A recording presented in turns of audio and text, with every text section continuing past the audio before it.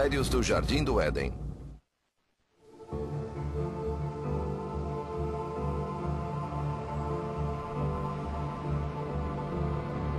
O Jardim do Éden teria sido finalmente descoberto. 3.000 anos de histórias bíblicas e 3 décadas de tecnologia por satélite talvez nos deem a chave do enigma. Diz a Bíblia que o Éden se localizava nas cabeceiras do Tigre e Eufrates e de mais outros 2 rios, Pison e Geom. Isso é um problema. O Tigre e o Eufrates atravessam a Turquia, a Síria e o Iraque. Eles não saem da mesma fonte. E o Pison e o Geom não existem. O arqueólogo Yuri Zarens acredita que solucionou o problema. Ele viajou à Península Árabe em 1971, a fim de pesquisar os vestígios de sua mais antiga civilização. E descobriu que a Arábia Saudita nem sempre foi um deserto. Durante um período interglacial, a Arábia era muito mais úmida do que é hoje. O delta formado pelo Tigre e Eufrates chama-se Wadi Batin, que significa Rio do Umbigo. É um sistema fluvial imenso que banhou o lado ocidental da Arábia e migrou para a banda oriental. Concentrei-me nisso arqueológica e geologicamente. Enquanto pesquisava, Zarens solicitou as fotos mais recentes tiradas por satélite. E o que viu tirou-lhe o fôlego. As imagens indicavam que teriam existido 2 rios fósseis, hoje totalmente secos. Localizavam-se no que hoje é a Arábia Saudita e o Irã. Seriam o Pison e o Geom citados nas escrituras? Diz a Bíblia que os 4 rios saíam da mesma fonte. Mas Zarens acredita que eles apenas se encontravam na base, perto de onde o Tigre e o Eufrates correm agora no Golfo Pérsico. Embora não haja tal confluência hoje, já houve um dia, quando o nível do mar era muito mais baixo. Quando os 4 rios se encontraram? Bem, há 6 ou 7 mil anos, o sistema Wadi Batin tinha água suficiente para criar as condições descritas no Gênesis. Eu proponho que esse era o local do Jardim do Éden, com pouca margem de erro, pois era ali que um rio se dividia em 4. Mas a teoria de Zarens vai mais longe e tenta explicar o que aconteceu com Adão, Eva e o próprio jardim. 6.000 anos antes de Cristo. O nível do mar era 150 metros mais baixo do que é hoje, e o Golfo Pérsico era um vale luxuriante acima do mar. 4 cursos de água fluíam para o oceano e se encontravam para formar um único rio que banhava esse vale fértil, talvez o procurado Éden. Os arqueólogos chamam esse período de Idade Neolítica. Como o homem vivia nessa época? Eram colhedores, o que os antropólogos chamam de coletores e caçadores. Arqueologicamente, temos um período entre 7.000 e 4.000 a.C. com esse tipo de vida. Na Idade Neolítica, o ser humano vivia simplesmente caçando e colhendo.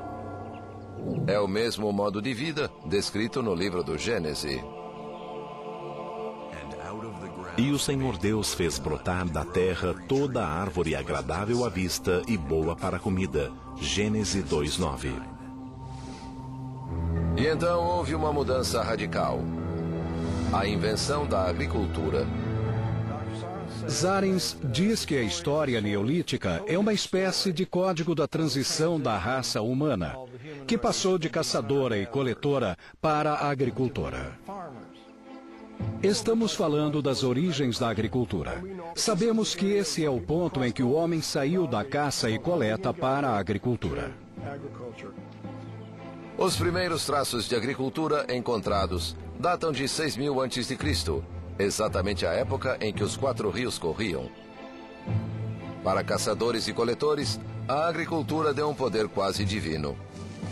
De fato, diz o Gênesis que a tentação da serpente foi dizer: vocês serão iguais a Deus. Com a agricultura, vocês manipulam plantas e animais que satisfarão suas vontades. Agora vocês são deuses. No capítulo 3, Deus os expulsou do jardim, ao qual nunca voltariam. É verdade, ninguém pode voltar à caça e coleta. Zarens acredita que a história do Éden é uma metáfora do sistema de vida neolítico no Golfo Pérsico. Diz a Bíblia que a humanidade não pode voltar ao jardim por ter pecado. A ciência sugere uma razão mais concreta, também encontrada na Bíblia: uma inundação catastrófica nessa mesma região. Há cerca de 7 ou 8 milênios, a idade do gelo terminou.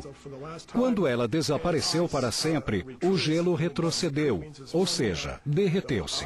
O gelo virou água. A água correu para o mar, cujo nível subiu. A mudança climática afetou o globo inteiro por volta de 6.000 a.C., quando a idade do gelo terminou. De modo geral, o aumento do nível do mar foi vagaroso e levou muitos anos. Todavia, em vales protegidos por montanhas como o do Golfo Pérsico, a inundação pode ter sido repentina. As águas abririam caminho entre as gargantas e jorrariam de repente sobre os vales, destruindo tudo. As provas geológicas dessa catástrofe existem não só no Golfo Pérsico, como no Mar Negro, na Turquia. Outro belo paraíso do homem neolítico. Derretendo-se as geleiras, o nível do mar aumentou e subiu bastante para irromper, invadir e destruir completamente o Vale do Mar Negro.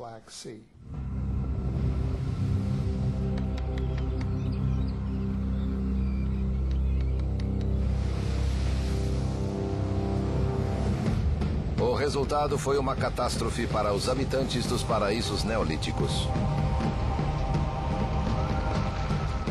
O fluxo de água que inundou o Vale do Bósforo foi monstruoso, como dizem.